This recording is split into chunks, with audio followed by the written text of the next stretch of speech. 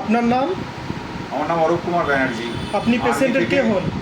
Army থেকে সুদার major rank থেকে retired. আমি পেশেন্টের বড় ছেলে। আপনার পেশেন্টের কি হয়েছিল?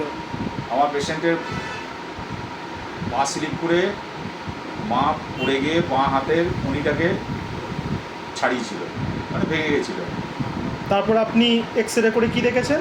এক্স রে করে দেখলাম যে ওখানটা ফ্র্যাকচার রয়েছে, হাড়ের ফ্র্যাকচার নয়, উনিটা ছেড়ে যাওয়ার যে ফ্র্যাকচারটা, সেই ফ্র্যাকচারটা রয়েছে।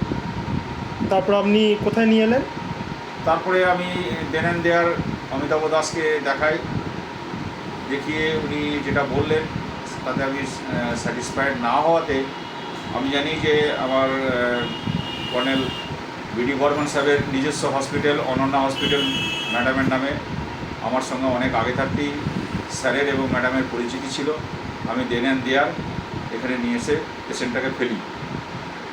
তারপরে ওনারা যেটা ব্যবস্থা করবার সেটা সুষ্ঠুভাবে সুন্দরভাবে সেই ব্যবস্থাটা করে দিয়েছে।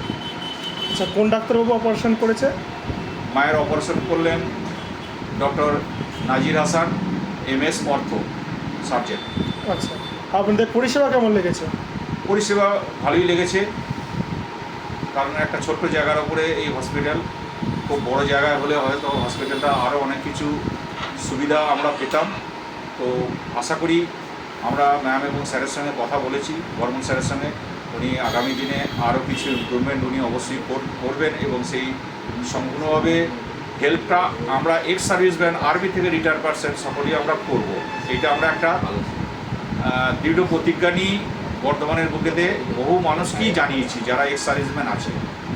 আপনি আর কোনো পেশেন্ট কি সাজেস্ট করবেন আমাদের হসপিটালে? 100 বার আমি সাজেস্ট করব, এবং দেন অ্যান্ড দেয়ার যেদিন মায়ের অপারেশন হবে সেই দিনই বোধহয়, তার আগের দিনই আমাদের একজন সুবেদার সাহেব, ওনার নাম হচ্ছে ঘোষ সাহেব, ঘোষ সাহেবের মা কোমর ভেঙে যায়, সেইখান থেকে উনি আমার কথা শুনি এইখানে নিয়ে রেফার করেন, এবং রেফার করেন মানে দেন অ্যান্ড দেয়ার উনি এইখানেই নিয়ে এসে ওনার মায়ের অপারেশনটা ওই ডাক্তারবাবুকে দিয়েই করান।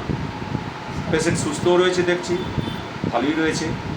স্টাফেদের ব্যবহার ভালো লেগেছে আপনাদের? স্টাফেদের, ছেলেদের ব্যবহার সকলের খুব ভালো লেগেছে।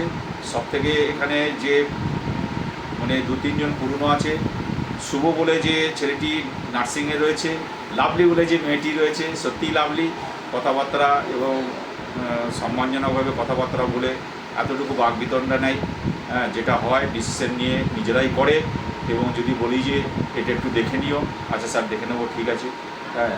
এই যে মানে অন্তর থেকে এই কথাগুলো বলা, তাতেই পেশেন্ট অনেকটাই সুস্থ হয়ে যায়।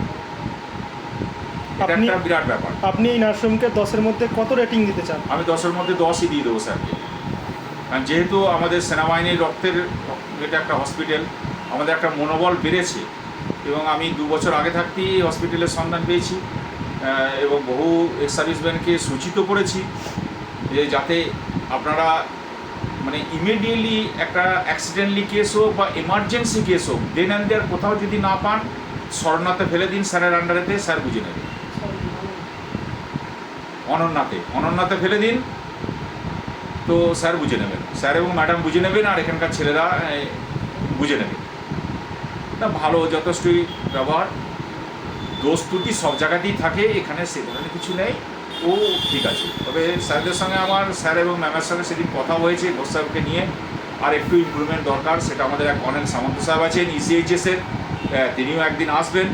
আমরা চাইছি হসপিটালটাকে আর একটু উন্নত পর্যায়ে মানুষের যাতে পরিষেবা পায় পাঠানোর, এবং যেই আমার পরিচিত থাকে তাকে বলি যে দেখ, GT রোডের ওপরে দেন অ্যান্ড দেয়ার গাড়ি ফাড়ি দাঁড় করানোর ক্ষেত্রে খুব সুবিধা, চট করে পরিষেবার জন্য না, ওইখানে যে যেমন আছেন যান, বা যে যেমন আছো যাও, বা যে যেমন আছিস যা, এই কথাটাই আমি তাদেরকে বলি। ধন্যবাদ।